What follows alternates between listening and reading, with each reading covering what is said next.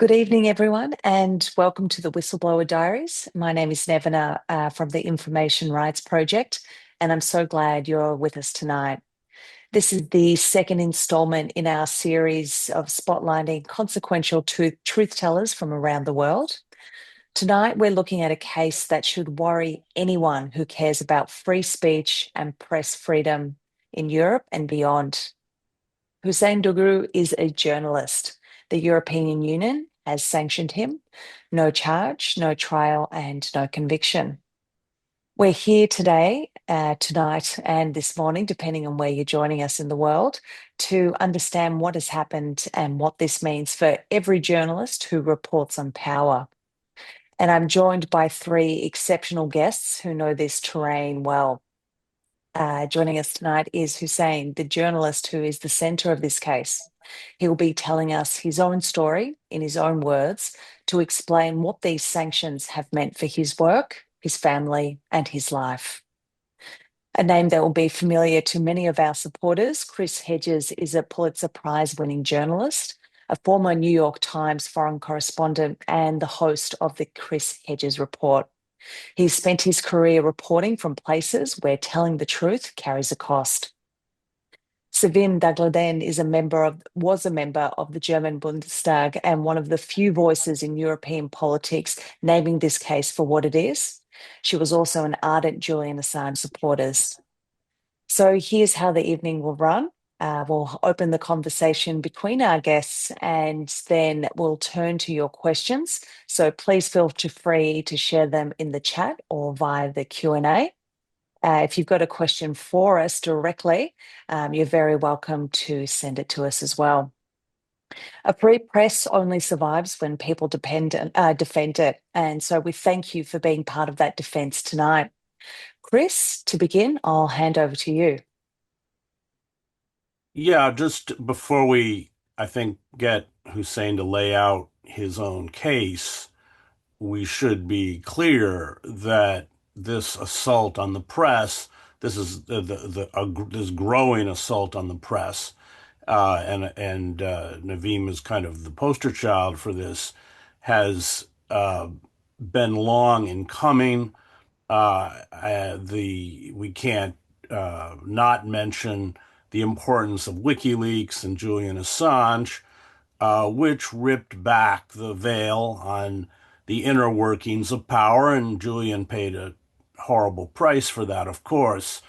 But it's part of that process. It's part of the shutting down of any light that's shown into the machinery, the inner workings of power. And that is particularly true in the case of the genocide in Gaza, because that is a joint project, not just with Israel and the United States, but countries such as the UK, Germany, and others. And before we begin, I just want to say I spent many years working in Gaza. I look at Gaza as a message, especially to the global south with the climate breakdown. And that message is that humanitarian international law do not matter. Your lives do not matter. We will stop at nothing, including genocide, to protect our monopoly on privilege and wealth. But let's begin, and I think that within that context, everything that has happened to Hussein is just another marker on this road to more and more draconian censorship. But I'll let Hussein explain his own case. Thank you, Chris, for that introduction.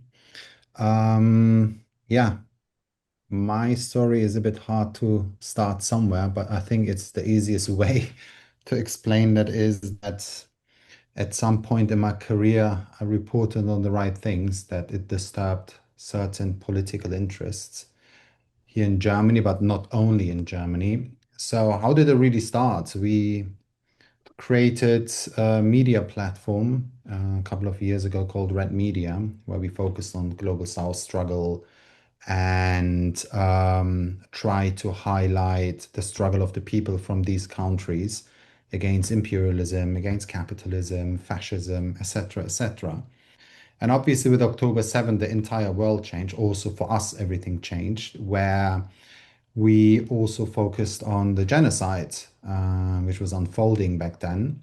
But at the same time, not only the violence against the Palestinian in Palestine, but against also people outside of Palestine who were standing up for the Palestinian people and against the genocide. And that reporting at some point got under the radar of the mainstream media in Europe, but especially in Germany, who has a special, as they always say, historical responsibility to stand with the Israeli government, but that at the same time means trying to push their narratives or keep their image alive, whatever that is. And so, yeah, we became kind of the target of that campaign by the media, by the politicians, which finally led on the 20th May, me and my media outlet, Red Media, being sanctioned. Um, that was a long story short. The main reason for my sanctioning, as the European Union also says, is that my interviews with Palestinian political groups, the coverage of pro-Palestinian protests and occupation in Germany of the very famous one, Humboldt University occupation. I think it's also the university where Karl Marx once went, as well as protests across Europe on several other topics. And the European Union says, by covering that, I would try create discord and destabilize the European Union's unity and its member states, which is in line with Russian policies. Therefore, I must be somehow a Russian disinformation operation here. That's technically a long story short on my case. Did they highlight specific stories or reports that you did?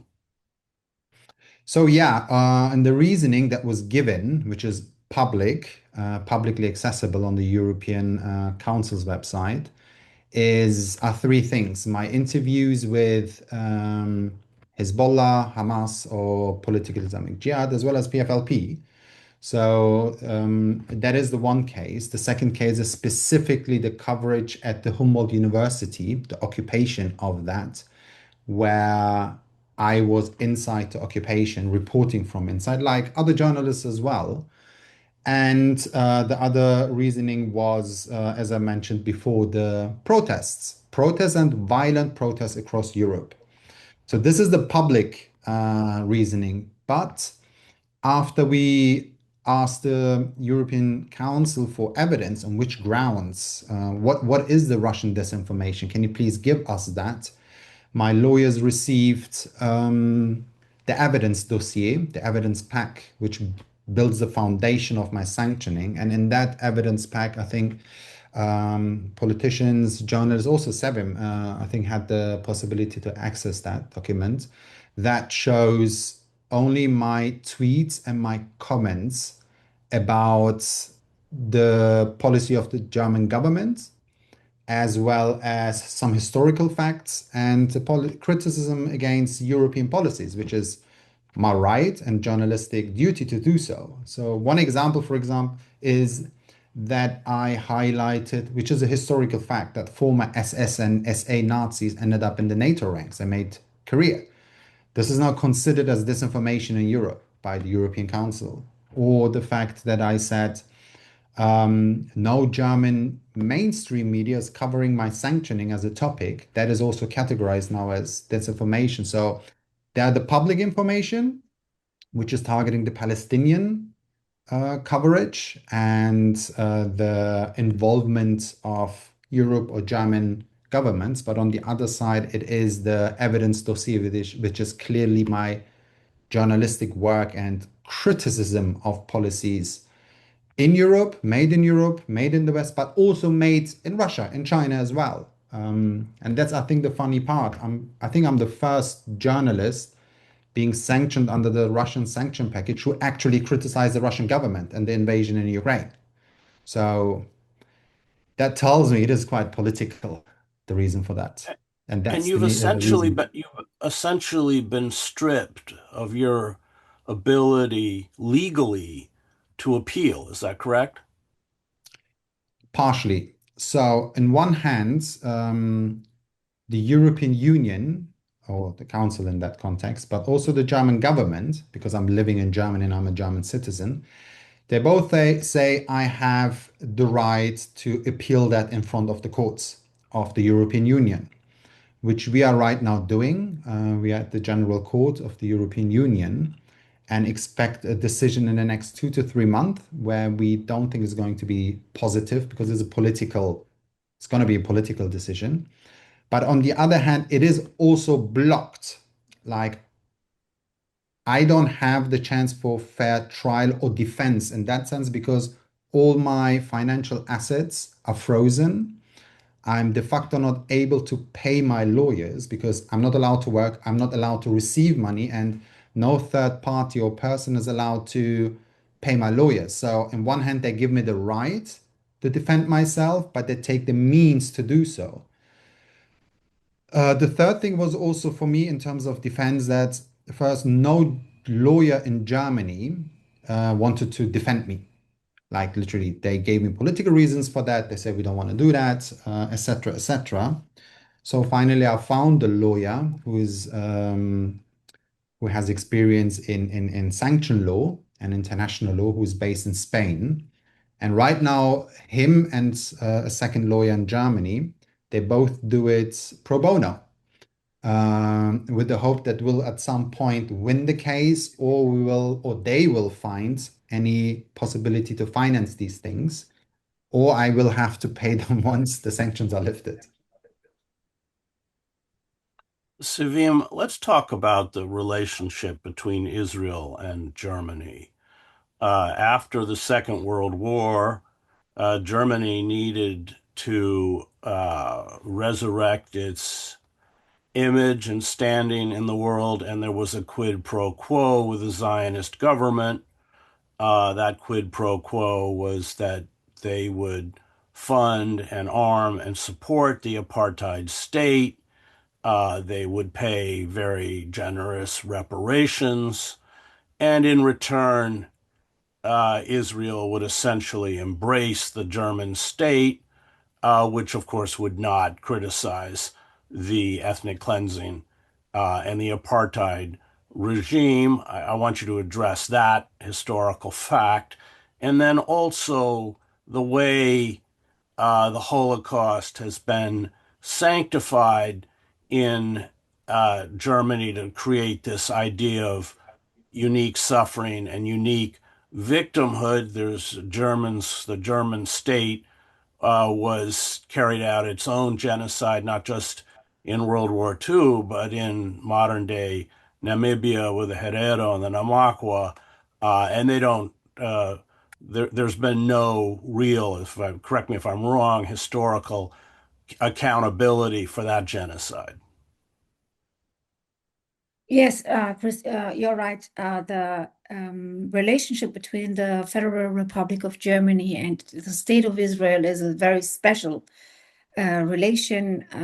Although we do not have any duties according to our constitution, there is a unique understanding of a raison d'être, like its state policy to defend Israel, even with weapons. That's why, even though the genocide was going on in Gaza by the Israeli army, Germany was sending weapons, arms. To Israel, and that's why it's accused on the International Court of Justice by assisting, abiding the genocide in Gaza. So the thing is, some people in outside they accuse Germans because of this special relationship, correctly. But on one way, I just would like to explain one thing. the Shoah, the Holocaust on the Jewish people done by the Nazis in Germany in history was also explained in German politics, in German history, in German society as a singular, very singular crime on the Jews because of the industrial machine which killed the Jewish people. So it was very modernized, very new form of doing a genocide. Although the German Nazis done the genocide against the people of the Soviet Union too, like the blockade in Leningrad and so on, and never recognized this as a genocide. But because of this, because of this big crime of the Germans, even within the German left and the progressive forces, it was clear that it's one part of the German imperialist policies as well. And to combat German imperialism, it was important to underline this, that this was a crime which has never ever been repeated again. That's why we owe the Jews this solidarity and so on. I just want to explain how it works within the progressives in Germany.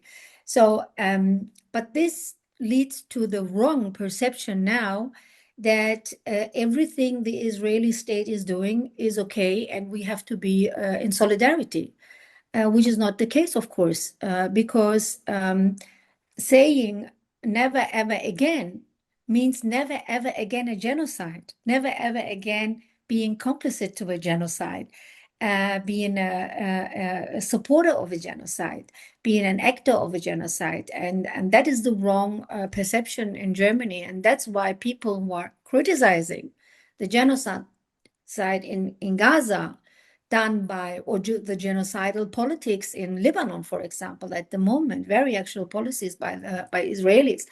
They are always accused to be anti-Semites or not in solidarity, or even not in supporting the idea of doing it impossible for the German imperialism again. So this is the discussion we are running in Germany at the moment. And Hussein's case, but I would like to come back to Hussein's case. Hussein's case is a little bit different. It's not only because of his coverage of the war in Gaza. We do have in Germany more cases regarding the sanctioning of journalists. The case does not stand alone, even though he is the first German citizen who has been sanctioned and who is living in Germany. And that's why he's suffering a lot from the sanctions. But as of early 2026, this year, 59 individuals have already been placed on the European Union sanctions list for alleged disinformation. And the criteria are being continuously expanded. Because I know this, I've been 20 years in the German parliament, and I'm a witness of this development. So what began as a tool against Russia is increasingly being turned inward against dissenting voices within the European Union itself. So we are witnessing at the moment the securitization of freedom of expression, critical reporting on German and European Middle East policy, on unconditional support for Israel, or on NATO, also NATO, is being reframed as destabilization. And this fits into a longer pattern. The European Union and Germany are using sanctions not only as a foreign policy instrument, foreign policy tool, but as a tool of domestic political discipline. So in January 2026, this year, the German parliament, for example, dramatically increased penalties for sanctions violations, up to 5 years in prison. So, and only the right-wing party AfD voted against it because the Greens and the left party, for example, my former party, the so-called progressive parties, they abstain because they are supporting the tool of sanctions as a tool, as an instrument for foreign policy and also domestic political discipline. And this reveals the failure of large parts of what is called the democratic center and even parts of the left, the general left, which was claimed to defend civil liberties. And as someone who was a member of the left party for many years and a member of the parliament for the left party, I can say clearly this is a betrayal of fundamental left-wing principle as it is in the foreign policy, not to underline, not to emphasize that this what's going on in Gaza is a genocide. What do you think the goal is? Clearly, with the persecution of Julian, the goal was, and I can tell you, having worked at the New York Times and having colleagues who are still there, after WikiLeaks, there was a real reticence to report on state secrets or stuff that was considered that had that was leaked, that could be leaked or might be leaked. Uh, what with the persecution of Hussein and the other examples of the other journalists that you mentioned, what are they trying to set up? Well, I think, I mean, I have watched how sanctions, originally conceived as an alternative to war, have become a tool of hybrid warfare. First against foreign countries, foreign head of states, then against their allies of foreign Mhm. countries, and now against our own citizens. And I think the thing is what the legal experts, like the former judge of the European Court of Justice, Professor Ninon Kolnerich, and the law scholar Alina Miron, they have done a legal expert on this case of Hussein and the sanctions.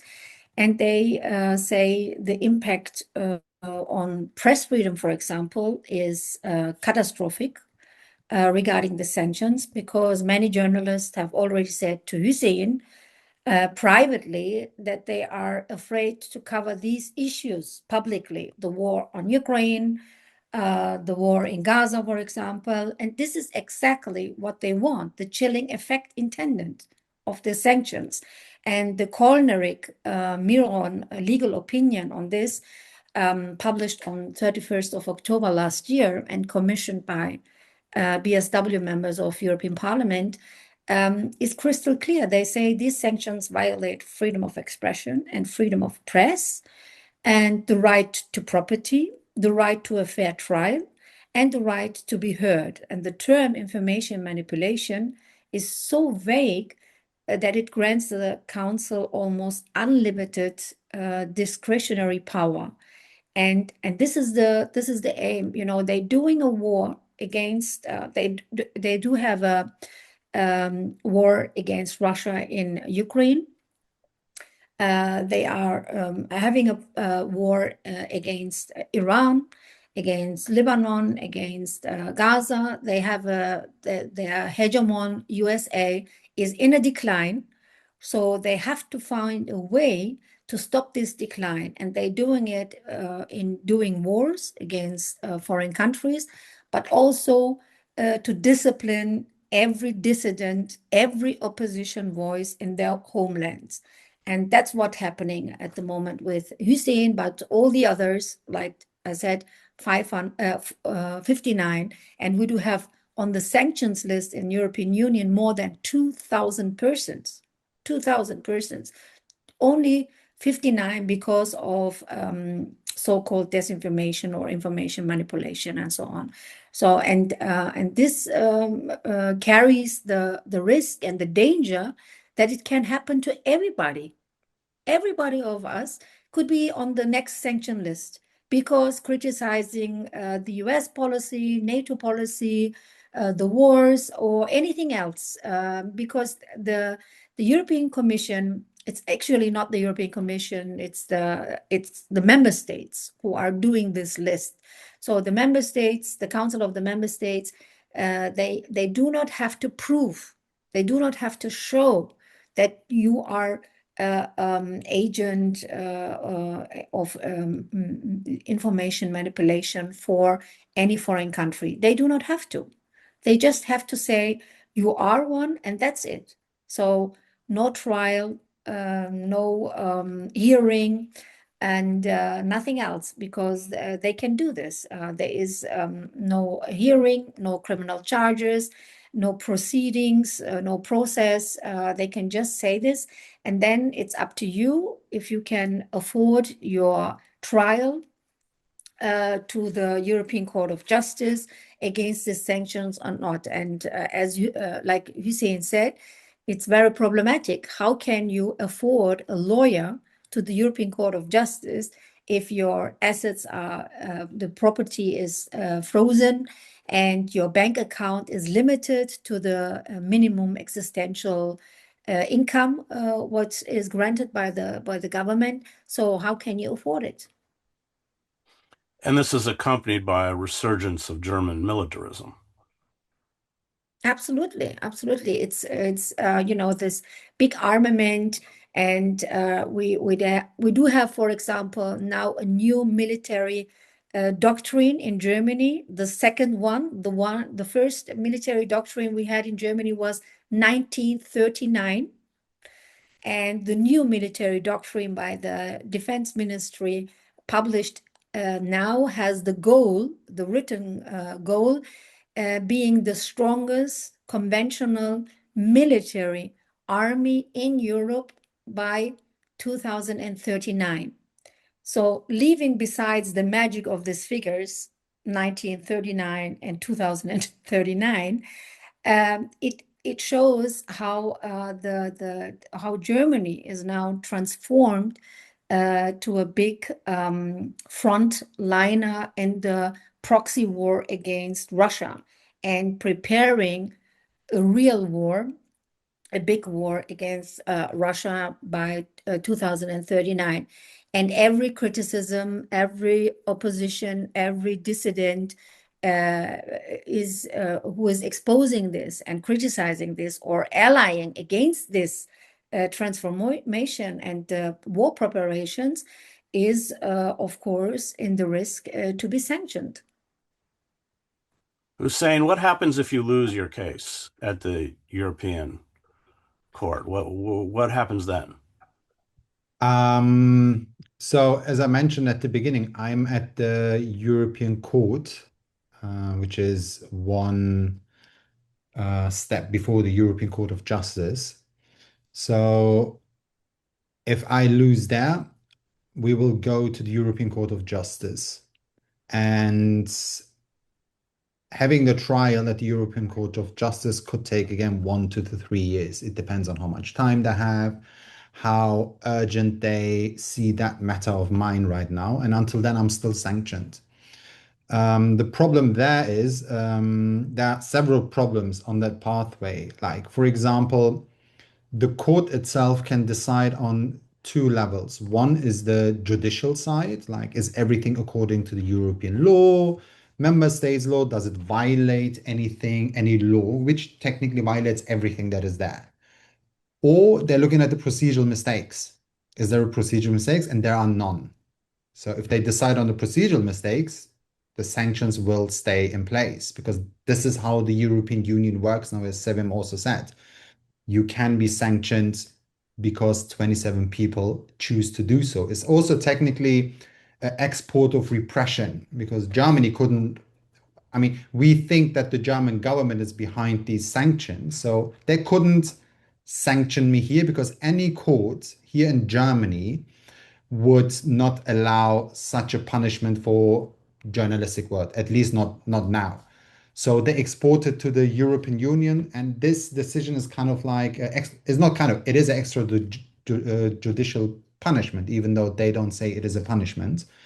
So that is the one side. The second thing is, if the European courts, which one it is, says the sanctions are illegal, they need to be lifted, the next day I could be sanctioned again. They just need to change a wording here, which happened to other people as well. And I think it was the German journalist Florian Warwick who mentioned once in a German press conference that they are apparently a couple of journalists or a couple of people sanctioned in context of Russian sanctions, where the European court said the sanctions need to be lifted, but the European Council or the member states did not implement that decision. So they're still sanctioned.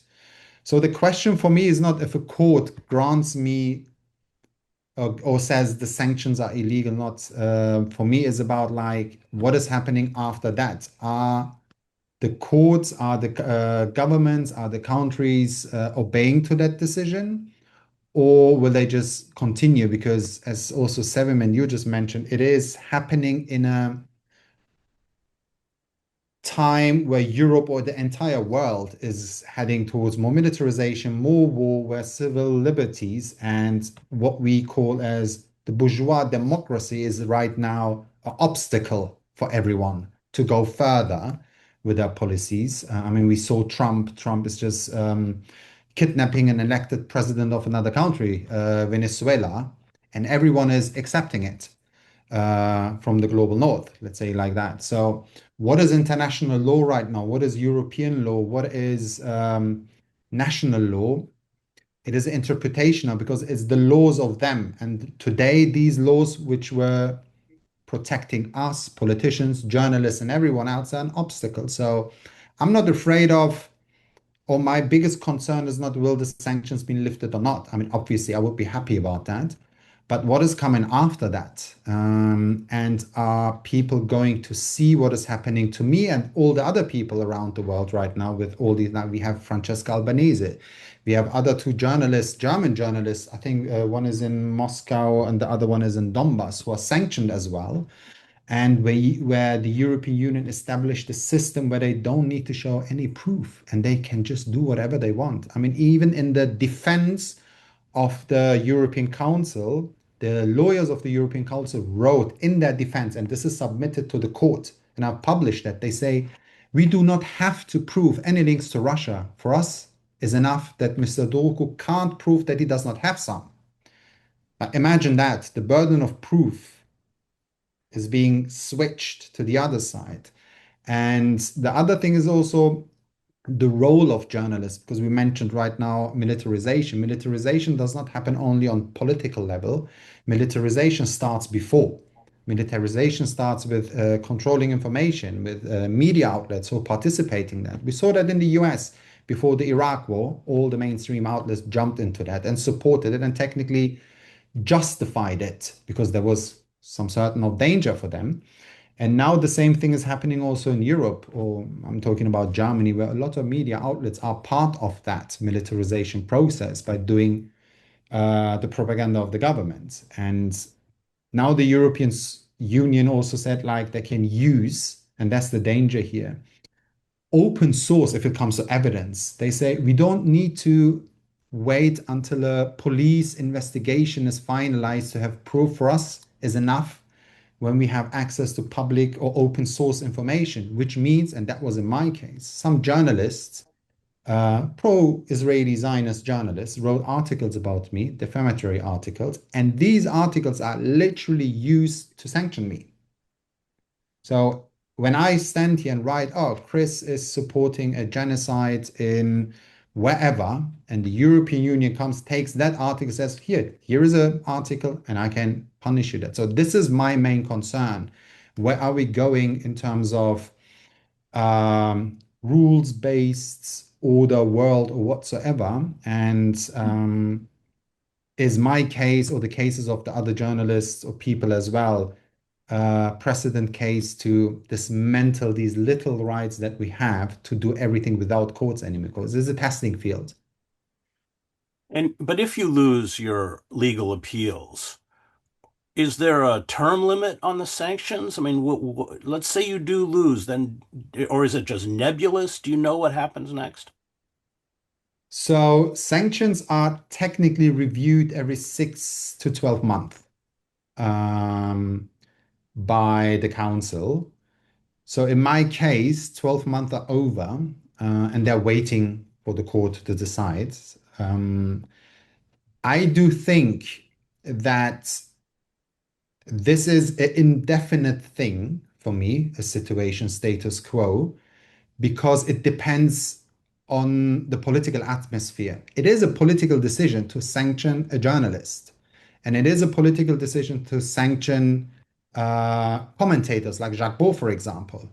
It is a political decision to sanction activists, to strip off people. I mean, my case is a different level, is a different bubble, but there are way worse things happening in Europe. People getting their citizenship stripped off because they speak up against a genocide or other like academics being cancelled. So I think the question is not for me if it's indefinite, what I will do, is it dangerous or not? But for me is like how much will they expand these things? And in my eyes, or in my opinion, it is a testing ground right now. How far can we go? What is acceptable within the society?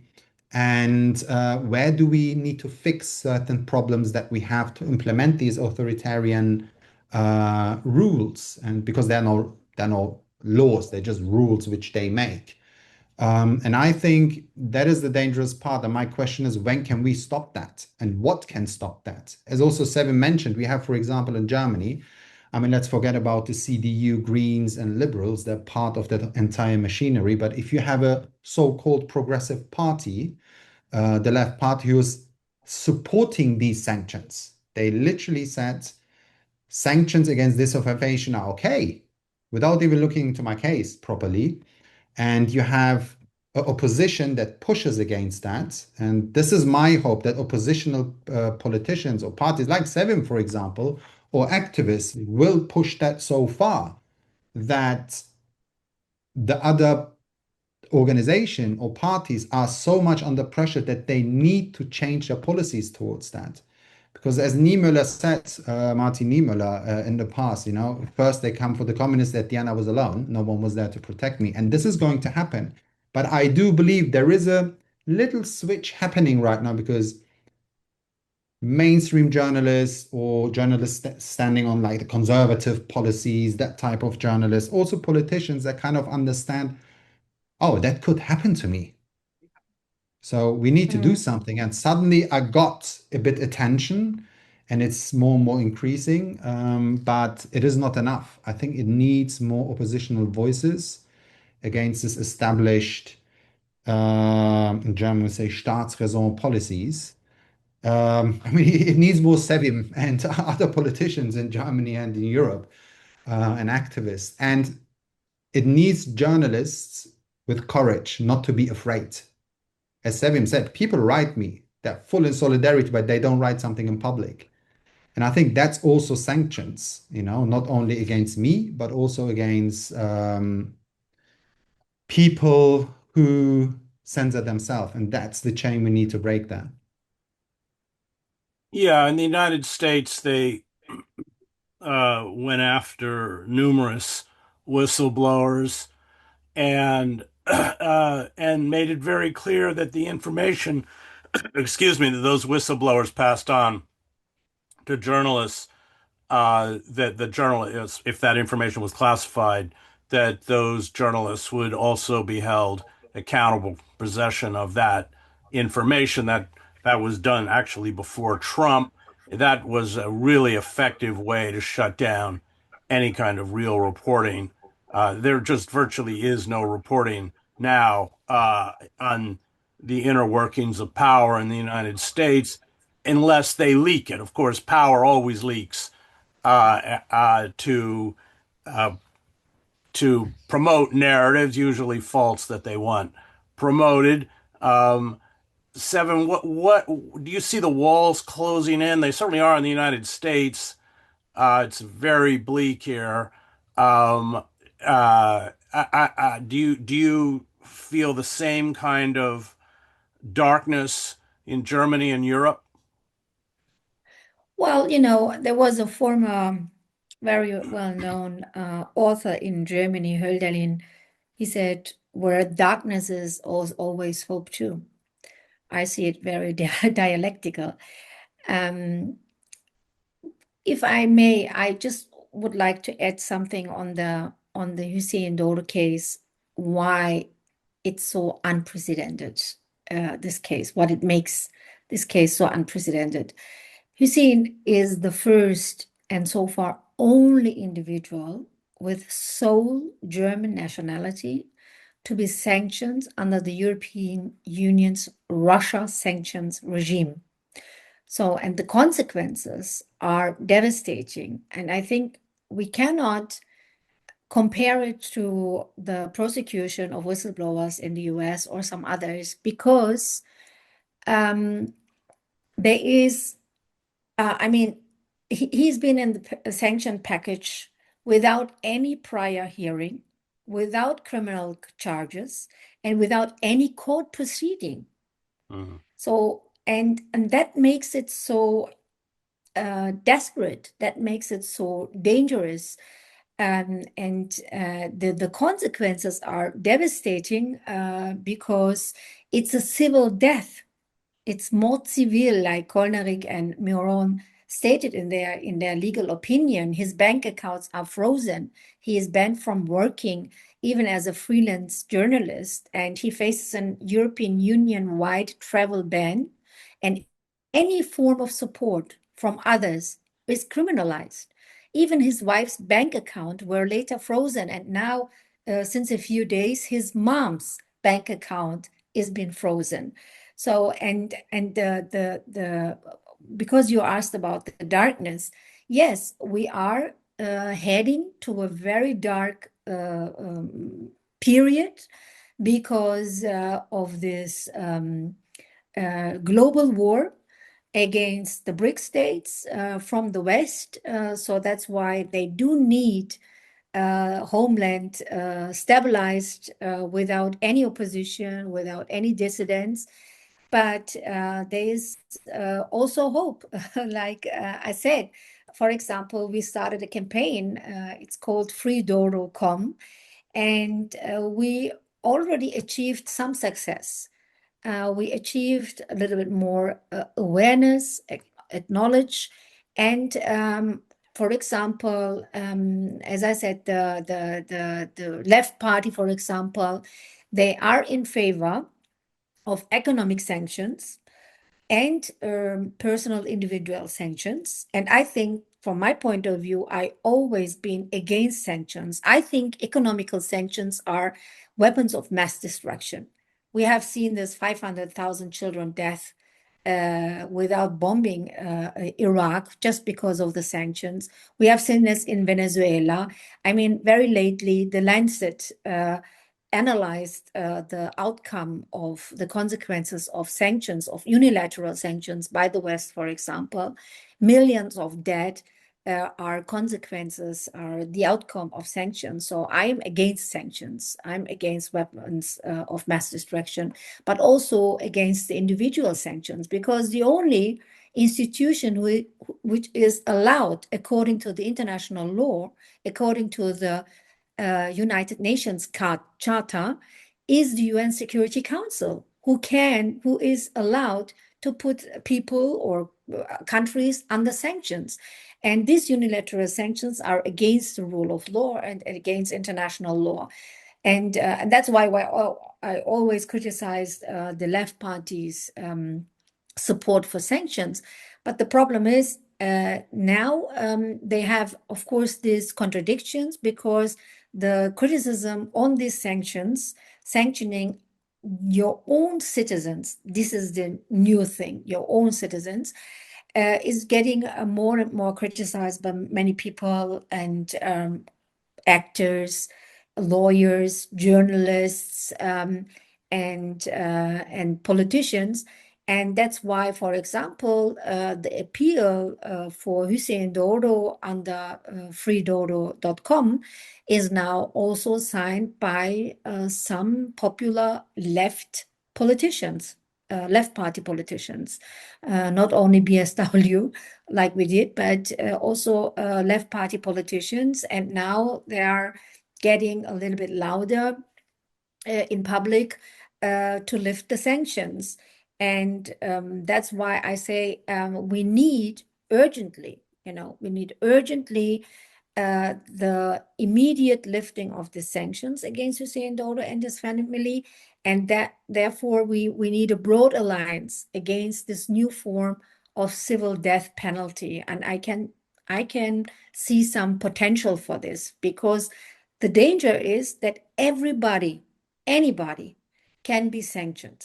Anybody who is criticizing something, because the European Union, for example, and the German Parliament, they dramatically increased the penalties for sanctions, and the Bundestag, the German Parliament, and the European institutions, we have witnessed how the criteria for these sanctions have been progressively widened. For example, in October 2024, the vague term of information manipulation was introduced.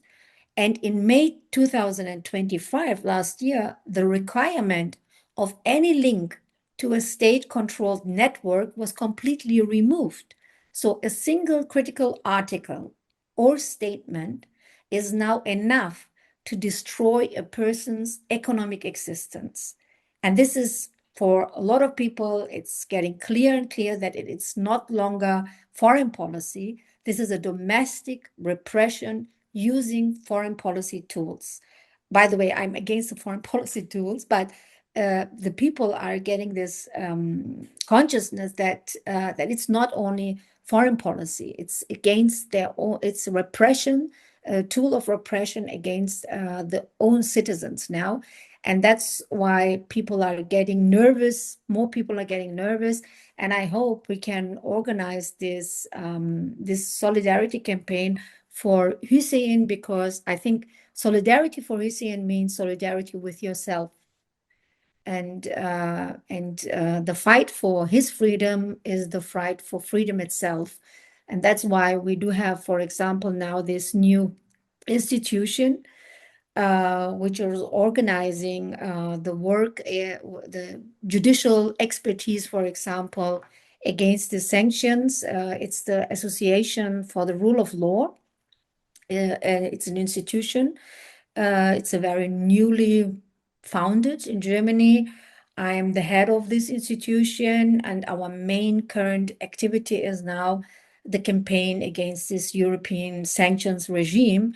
And as Hussein or other sanctioned persons cannot afford judicial expertise, our association said we are willing to finance and to fund this judicial expertise against this regime of European Union sanctions. And that's why we are appealing for donations, for example, also at the freedodo.com website for this campaign, because I think we need a strong public pressure from citizens, journalists, associations, and of course, parliamentarians in Germany, but also in Europe.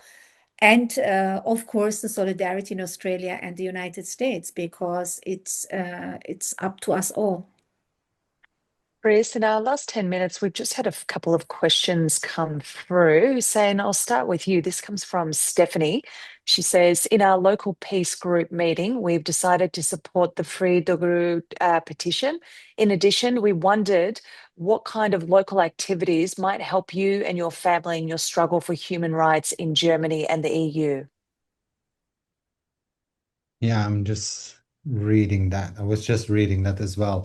Um, It's a tough question. I think the first thing could be spreading the campaign, which is done. I think this is the most important, because the campaign might maybe highlight me, but I think the organization behind that campaign is trying to work against things happening in the future like that, but also trying to help people who are suffering from that. Maybe it's right now just me. Maybe it will be some other people in Europe, but maybe it can grow that it can help other people around the world. I hope so. Maybe there's not too much pressure on Sebim. Uh, but I think that's the first thing to do. But on the other hand, I think what is important is to share what is happening to those people, to share and educate yourself. How is this happening to make sure and to prevent that is happening there on the other side of the world as well? Because the entire world is militarizing, and we know that there is authoritarian shift everywhere where civil liberties laws are now changed and adapted to their militaristic needs. And at some point, that will knock on your door as well. Because you're maybe going out against a specific law or a specific cut of civil liberties, and they will use that. So please, if you want to help me, make noise, educate yourself, support that campaign, but also make sure it's not happening to you on the other side of the world. Be prepared, educate yourself. Chris, Ivan asks you, does this case shock you? And if not, why not? No, because the sanctions, here in the United States with the second Red Scare, you had figures like Paul Robeson. His passport was taken from him. He could not make a living. I mean, that was he ended up living at the end of his life in his system. We're talking about one of the most well-known entertainers in the world and activists. I mean, just an incredible figure. So uh, sanctions are not a new weapon, and of course, it's what they did to Julian. He finds himself in Sweden. He can't get any money. His bank, he's locked out of the financial system. It's of course, as we mentioned, what they did to have done to Francesca Albanese and the two judges in the ICC who issued arrest warrants for Yoav Gallant, the former defense minister of Israel, and Bibi Netanyahu. No, I've always assumed that when they come for us, those of us who speak as I do very vocally against the genocide, that's the weapon they'll use. They're already using it in part by demonetizing. So I have a YouTube channel. I have a Substack called the Chris Hedges Report, but I also have a YouTube channel. We had 11 million views last month. Um, but since October 7th, it's been, relentless in terms of highlighting the genocide. Those things always get demonetized. They still actually, YouTube will run ads, but I guess they keep the money.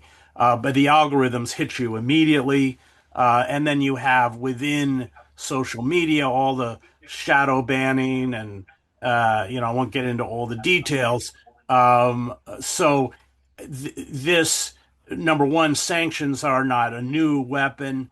And number two, if you watch closely, we are creeping through the marginalization of critics, deplatforming. That's another, I was invited to speak at the University of Pennsylvania. Then the Zionist lobby gets the invitation revoked.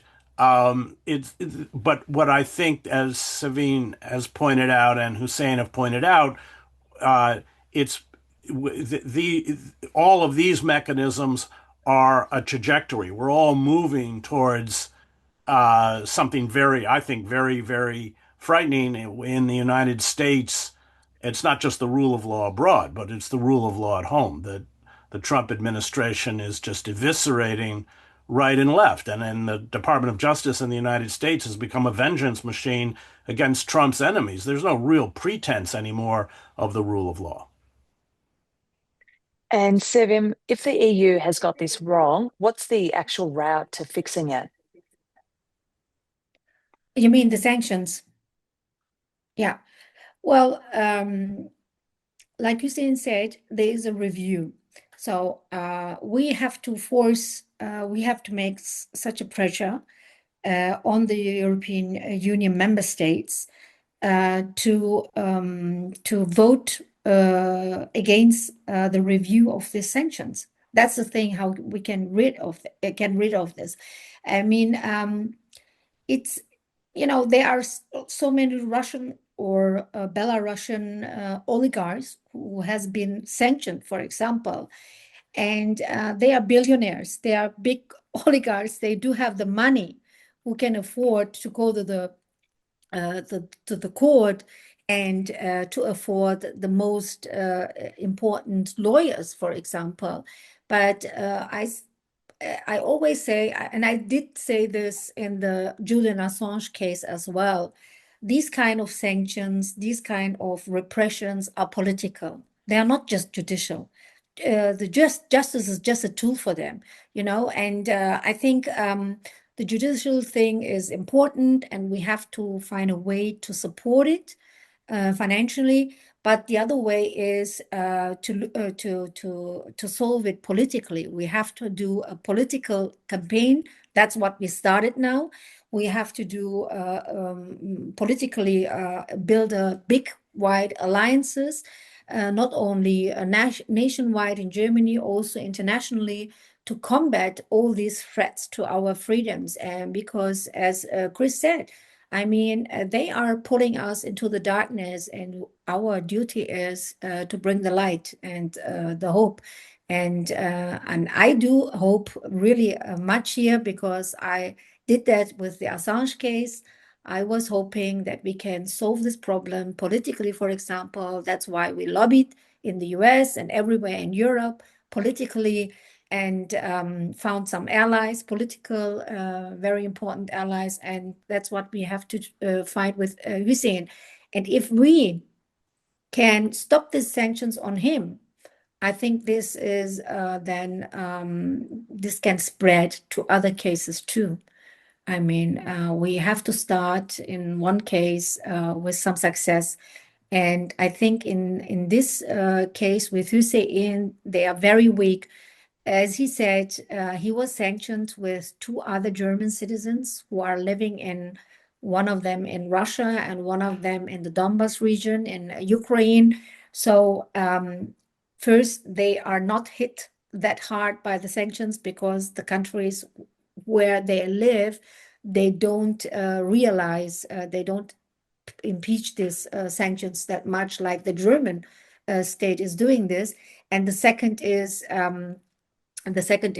they don't care about it. But the problem is with Hussein, everyone can see. I mean, he has twins since August last year. He has a 7-year-old child. His wife is targeted by the sanctions as well.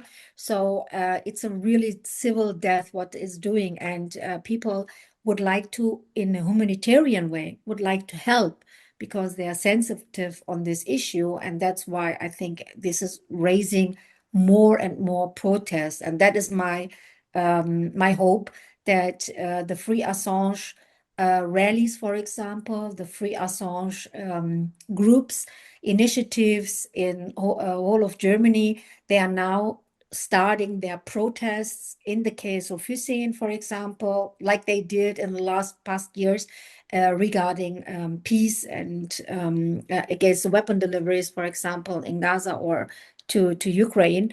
So in the peace subject, but also now with Hussein case. And that's my goal, because helping financially, helping regarding activities, helping the judicial thing, and helping on the political issue, like in the European Parliament and the German Parliament. I think we have to stick on these things, and every solidarity from Australia or the United States is more than welcome. We are out of time. Hussein, Chris, Sevim, thank you so much for joining us tonight, all the way from the US, from Europe, all the way to Australia. To all of our guests, thank you for being a part of this very important conversation. Please engage with the website that has been provided, freedogru.com, where you can. Please share it far and wide. And thank you for joining us. Thank you for your courage. Good night. Good night. Thank you. Amen.